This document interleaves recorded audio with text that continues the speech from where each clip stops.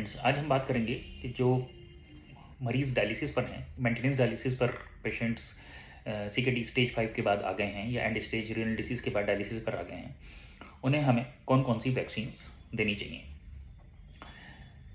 पहला सवाल ये होता है कि वैक्सीन देनी क्यों है। वैक्सीन इसलिए देनी है क्योंकि जो पेशेंट्स डायलिसिस पर हैं वो इम्यूनो कम्प्रोमाइज्ड होते हैं, यानी कि उनकी इम्यूनिटी जो होती है वो कम होती है, इसलिए उन्हें वैक्सीन की ज़रूरत होती है।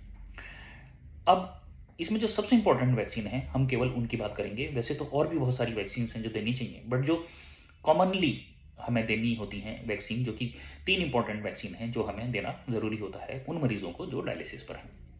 इसमें सबसे पहले आती है निमोनिया की वैक्सीन। निमोनिया की वैक्सीन ये बेसिकली 2 तरह की वैक्सीन हमने देनी होती है। इसमें एक वैक्सीन होती है जिसको बोलते हैं हम pneumococcal 13 valent conjugate vaccine. Market में ये प्रीवेनार के नाम से आती है। ये वैक्सीन जब हम एक बार लगा देते हैं तो उसके बाद 8 हफ्ते के बाद, यानी कि ये वैक्सीन देने के 8 हफ्ते के बाद हम दूसरी वैक्सीन देते हैं जिसका नाम है निमोकोकल पॉलीसेकेराइड वैक्सीन। ये हम 8 हफ्ते के बाद देते हैं।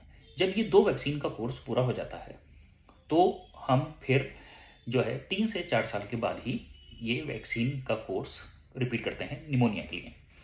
तो एक हो गई हमारी निमोकोकल 13 वैलेंट कंजुगेट वैक्सीन और दूसरी हो गई हमारी pneumococcal polysaccharide vaccine. Pneumococcal polysaccharide vaccine market में यूजुअली निमोवैक्स के नाम से आती है और ये वैक्सीन देने के बाद हमारा लगभग 3 से 4 साल का ड्यूरेशन कवर हो जाता है और हमें वैक्सीन निमोनिया की देने की ज़रूरत नहीं पड़ती। दूसरी वैक्सीन जो हम डायलिसिस के पेशेंट्स को देते हैं वो है फ्लू वैक्सीन। फ्लू वैक्सीन या इन्फ्लुएंजा वैक्सीन, ये भी हमें देना ज़रूरी होती है ताकि हम फ्लू से प्रिवेंट कर सकें। और फ्लू प्रिवेंशन इसलिए हमने करना होता है कि बाद में ये कोई भी लोअर रेस्पिरेटरी ट्रैक्ट इन्फेक्शन में कन्वर्ट ना हो जाए और या जो है सीवियर चेस्ट इन्फेक्शन ना करे फ्लू। तो इसलिए हमें ये फ्लू वैक्सीन या इन्फ्लुएंजा वैक्सीन देनी ज़रूरी है। बेसिकली जो हम फ्लू वैक्सीन देते हैं वो इनएक्टिवेटेड क्वाड्रिवैलेंट इन्फ्लुएंजा वैक्सीन होती है। इनएक्टिवेटेड क्वाड्रिवैलेंट इन्फ्लुएंजा वैक्सीन होती है और ये मार्केट में यूजली फ्लू क्वाड्री के नाम से आती है और ये वैक्सीन हमें लगभग हर साल देनी होती है। हमें कोशिश ये करनी होती है कि ये जो निमोनिया की वैक्सीन है या जो फ्लू की वैक्सीन है ये विंटर से पहले पहले दें, क्योंकि विंटर्स में यूजली ये इस तरह की फ्लू या निमोनिया होने के चांसेस बढ़ जाते हैं। तो हमें कोशिश ये करनी है कि हम इससे पहले कि विंटर शुरू हो इन वैक्सीन को लगवा लें। फिर जो तीसरी सबसे इंपॉर्टेंट वैक्सीन है वो है हेपेटाइटिस बी की वैक्सीन।